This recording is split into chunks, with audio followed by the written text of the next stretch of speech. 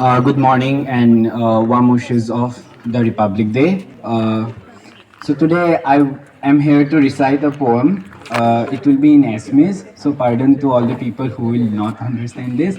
Later on, I will, provide you explanation of the poem.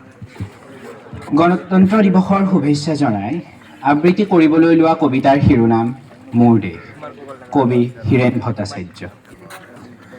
মোৰ প্ৰাণৰো প্ৰাণৰ, মোৰ গানৰো গানৰ মোৰ দেশ। মোৰ প্ৰতিটো কামেই, মোৰ প্ৰতিটো চিন্তাই এই দেশৰ বুকুত ৰচে হয় সোণোৱালী ভৱিষ্যতৰ সপোন।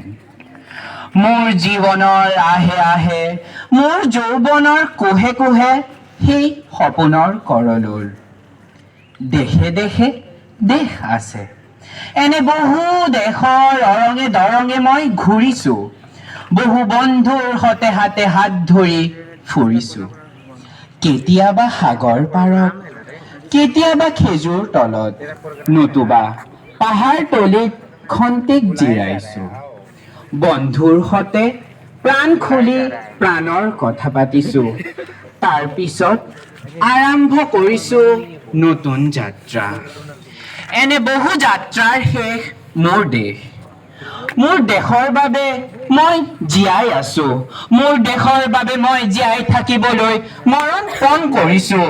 ৰণোৱা বনোৱা হালোৱা সজোৱা এই সকলোৰে মাজত ঐক্য হৈ, বিৰোধৰ মাজত সংহতিৰ সম্ভাৱনা হৈ মই আছো।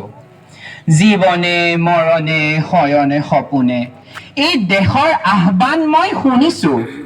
শত্ৰু মিত্ৰ সকলোকে চিনিছোঁ, সিহঁতৰ অন্তৰ মই বিশ্বাসেৰেই জিনিছোঁ।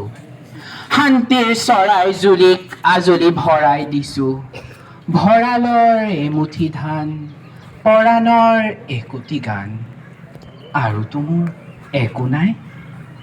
মোৰ দেশ, মোৰ কল্লিত সপোনৰ উত্তাল তৰংগই মোক লৈ যায় গভীৰৰ পৰা গভীৰতলৈ, আদৰ্শৰ কঠিন পৰ্বতমূললৈ। ধন্যবাদ।